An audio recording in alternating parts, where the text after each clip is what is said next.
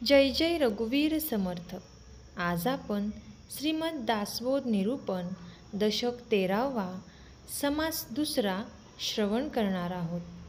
तोपर्यंत जर तुम्ही आपल्या चॅनेलवरती नवीन आला असाल तर नक्कीच आपल्या चॅनेलला सबस्क्राईब करा आणि सबस्क्राईबच्या पुढचे बेल आयकॉनचे बटन दाबा, जेणेकरून इथून पुढचे दासबोध निरूपण, समर्थ बाल निरूपण, त्याचबरोबर मनाचे श्लोक व त्यावरील कथा तुम्हाला नक्की श्रवण करायला भेटेल.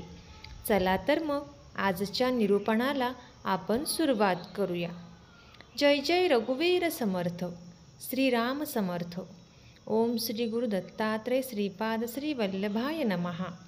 समास दुसरा, सारासार निरूपण नाम.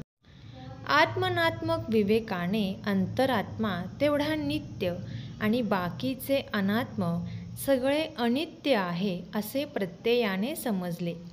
अनात्म स्थूल व नाशवंत असल्याने साधकाने त्यामधून आपली वृत्ती मागे खेचली. मागे नेत नेत ती अंतरात्म्यापर्यंत पोचवली. तेथे मुळीचा मूळ तंतू, जी मूळ माया, तिचे दर्शन झाले. 3 अनात्म अवस्था टाकून साधक तुर्येपर्यंत गेला तरी त्या ठिकाणी शुद्ध सत्वमय मी शिल्लक उरतो. निराकारात जावे हा हेतू राहिल्याने थोडे का होईना पण चंचळपण अनुभवास येते. मी दृष्टा आहे, साक्षी अंतरात्मा आहे. मी ज्ञानधन आहे. मी देव असून चैतन्य सत्तारूप आहे. अशी शुद्ध ज्ञानमय वृत्ती असते. उपासना करता करता अखेर उपासक किंवा भक्त उपास्य देवतेशी किंवा ईश्वराशी एकरूप होतो. म्हणून आत्मनात्मक विवेकाच्या अंती ज्ञान आणि उपासना एकरूप होतात. चंचळपणाची कल्पना आहे तोपर्यंत निराकारांत प्रवेश होत नाही. देहबुद्धीचा चर्मचक्षु आणि आत्मबुद्धीचा ज्ञानचक्षु दोन्ही निर्गुणाच्या अलीकडे राहतात. अखेर मी अंतरात्मा आहे हा संग सुटला की वृत्तीची निवृत्ती होते आणि निशब्द अवस्था येते. तेथे निश्चळ, निर्विकल्प, निर्गुण आणि निराकार मौन गर्भ ब्रह्मस्वरूपात प्रवेश होतो. स्वतः कल्पनातीत होऊन निर्विकल्प सद्वस्तू बनतो तो संत होय. स्वस्वरूप जाणता जाणता वृत्ती तदाकार होऊन सच्चिदानंदांचा आविष्कार होणे यास आत्मनिवेदन म्हणतात. आत्मनात्मक विवेक होऊन नित्य अशा आत्म्याची निवड झाली आणि वृत्ती अंतरात्म्यापाशी स्थिरावली. तेथे ज्ञान आणि उपासना एकरूप होतात. आता सारासार विचार ऐकावा. विश्वाचा जो एवढा पसारा आपल्या समोर दिसतो त्यामध्ये सार कोणते व असार कोणते हे आपण विवेकाने ओळखावे. जे दिसते ते नाचते, जे येते ते जाते हे असार होय. पण जे सदैव असतेच असते तेच सार होय. मागे आत्मनात्मक विवेक सांगितला त्यात जो अनात्मा आहे त्यास ओळखून तो बाजूस टाकला. आत्मा जाणता जाणता मुळातील आरंभीचा धागा हाताशी लागला. वृत्ती मूळ मायेपाशी जाऊन बसली खरी, पण तेथून देखील ती निवृत्त झाली पाहिजे. यासाठी श्रोत्यांनी नीट सारासार विचार करणे आवश्यक आहे. नित्यानित्य विवेक बरोबर झाल्याने नित्य अंतरात्मा निवडून तेथे वृत्ती चिकटली. पण तेथून निवृत्त होऊन निराकारात जावे हा हेतू शिल्लक राहतोच. हेतू हा केव्हाही अशाश्वतच असतो आणि निर्गुण स्वरूप तर शाश्वत असते. जे येते आणि जाते ते अशाश्वत असते. हे सारासार विचार केल्याने समजते. चळते म्हणून त्यास चंचळ म्हणतात. चळत नाही म्हणून त्यास निश्चळ म्हणतात. निश्चळ स्वरूपात चंचळाला वाव नाही हे निसंशयपणे समजावे. अखेर ज्ञान आणि उपासना दोन्ही एकरूपच आहेत. पण उपासनेमुळे जगाचा उद्धार होतो हे खरे. अंतरात्मा अनुभवास येऊन मी ज्ञानघन आहे असे ज्ञान होते. तरी पण त्या ज्ञानाचे विज्ञान होणे जरूर आहे. विज्ञानामध्ये हेतू नाही, संदेह नाही, चंचळाचा मागमूस नाही. दृष्टा, साक्षी, जाणता, ज्ञानघन, चैतन्य सत्ता, ज्ञान आणि देव ही सगळी एका अंतरात्म्याचीच निरनिराळी नावे आहेत ही नीट समजावे. या ज्ञानाचे शेवटी विज्ञान होते. अनेक प्रकारच्या मतांचा अभ्यास केला तर असे नजरेस पडेल की सारे चंचळ नाहीसे होते. त्याचवेळी ज्ञानाचे विज्ञान होते. आत्मनात्मक विवेकाने जे नाशवंत आहे असे ठरले ते नाश पावते, किंवा नाही असा संदेह जोपर्यंत असतो तोपर्यंत माणूस ज्ञानाचा अधिकारी होत नाही आणि होऊ शकतही नाही. अनात्म हे नाशवंत आहे असा सतत निश्चय केला आणि तरी त्याबद्दल संदेह तसाच उरला तर तो दृश्याच्या मोठ्या मृगजळामध्ये वाहावला आहे असे समजावे. परब्रह्माला कधीही क्षय नाही, म्हणून ते अक्षय असते. व्यापकपणाने सर्व ठिकाणी ते भरून आहे. अशा त्या निर्विकारी स्वरूपात हेतू आणि संदेह असत नाही. ते अक्षय स्वरूप सर्व चंचल धर्माच्या पलीकडे आहे. मी ते पाहतो म्हणून कोणी ते ओळखू शकत नाही. संपूर्ण संगत्याग हाच त्याच्या ओळखीचा उपाय आहे. वृत्तीशून्य अवस्था आली म्हणजे त्याचा तदाकारपणे अनुभव येतो. निश्चळ परब्रह्म अतिविशाल आहे आणि सगळीकडे अगदी गच्चपणे भरलेले आहे.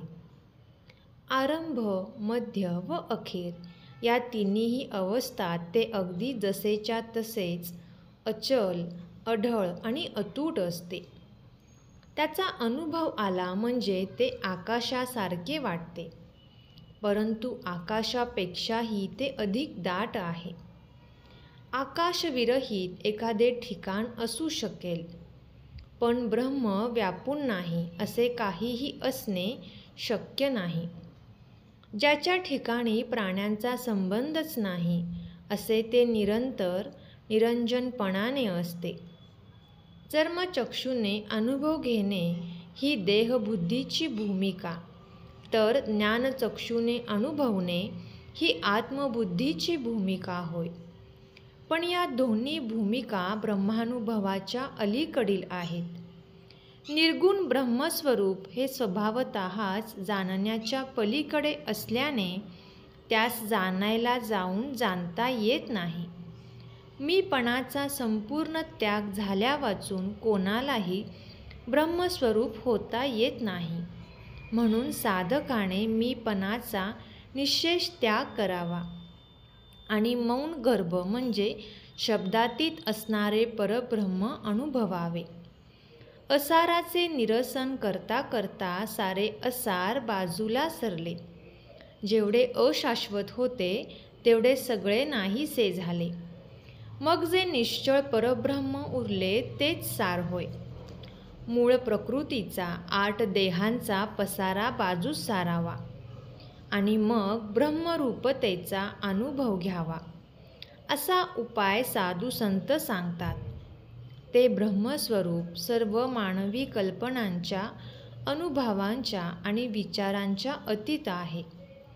अशा त्या स्वरूपात मिसळणारा साधू खरोखर धन्य समजावा. पिंड ब्रह्मांडाच्या देहांपैकी 8वा देह म्हणजे मूळ माया होय. तिच्या सकट 8ही देहांचा निराश करण्याची तयारी झाल्यावर साधू पुरुष अति कृपाळूपणाने ब्रह्मज्ञानाचा उपाय सांगतात. 8ही देह निराश पावल्यावर शून्य पुढे येते. ते घोटाळू नये यासाठी साधूंचे मार्गदर्शन अवश्य असते. सहा अहम म्हणजे तो मी आहे. हंस हा म्हणजे अहम सहा म्हणजे मी तो आहे. तत्वमसी म्हणजे ते ब्रह्म तूच आहेस. साधकाने सारासार विचार केल्यास आपले ब्रह्मरूपत्व सहजच अनुभवास येते. साधकपणाने राहून संपूर्ण संगत्याग झाला की केवळ ब्रह्म उरते. साधकाची वृत्तीशून्य अवस्था होते. सारासार विचाराने साधायचे ते हेच होय. अशा रीतीने वृत्तीशून्यता साधणे हाच खरा सारासार विचार समजावा. ते परब्रह्म तापत नाही आणि निवतही नाही. ते चकचकीत होत नाही आणि काळवंडत नाही. ते ढवळून गढूळ होत नाही आणि निवळून स्वच्छ होत नाही. ते इंद्रियांना दिसत नाही आणि मनाला भासत नाही. ते उत्पन्न होत नाही आणि नाश पावत नाही. ते येत नाही आणि जात नाही. ते भिजत नाही आणि वाळतही नाही. ते जळत नाही आणि विझत नाही आणि त्यास कोणी कोठे नेऊ शकत नाही. चोहोंकडे जिकडे पहावे तिकडे ते समोर उभे राहते. त्याच्या ठिकाणी साऱ्या दृश्याचा भास हा नाहीसा होतो.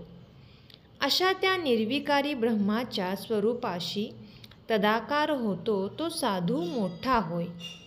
अखेर संताची व्याख्या सांगून आत्मनिवेदनाचे खरे स्वरूप वर्णन करतात. स्वतः कल्पनातीत होऊन जो निर्विकल्प ब्रह्मामध्ये लीन होतो तोच संत म्हणून ओळखावा. बाकीचे सगळे मायेच्या कक्षेतील असंत समजावे. ते भ्रमरूप असतात. जो खोटे बाजूस सोडून खरे ग्रहण करतो त्यालाच परीक्षावंत म्हणतात. म्हणून जाणत्याने भ्रमरूप असार टाकून परब्रह्म स्वरूप सार जाणता जाणता अखेर आपली जाणीव ही नाहीशी होते. वृत्ती ब्रह्मस्वरूपाशी तदाकार होते. खरी आत्मनिवेदन भक्ती अशी आहे. भक्ती आणि मुक्ती यांचे शब्दांनी वर्णन करावे. त्या शब्दांचा अर्थ ध्यानात घेऊन तद्रूपता कशी असते ते बुद्धीने बरोबर आकलन करावे. त्यावर चिंतन करता करता मी पण नाहीसे झाले की तद्रूपता साधते. जे परब्रह्म सद्रूप आहे आणि चिद्रूप आहे त्याच्याशी आपले स्वस्वरूप तद्रूप आहे. पण सर्व तत्वांचे निरसन झाल्यावर आपले रूप अरूपच आहे असा अनुभव येतो. इति श्री दासबोधे गुरुशिष्य संवादे सारासार निरूपणनाम समास दुसरा संपूर्ण. जय जय रघुवीर समर्थ. श्रीराम समर्थ. धन्यवाद.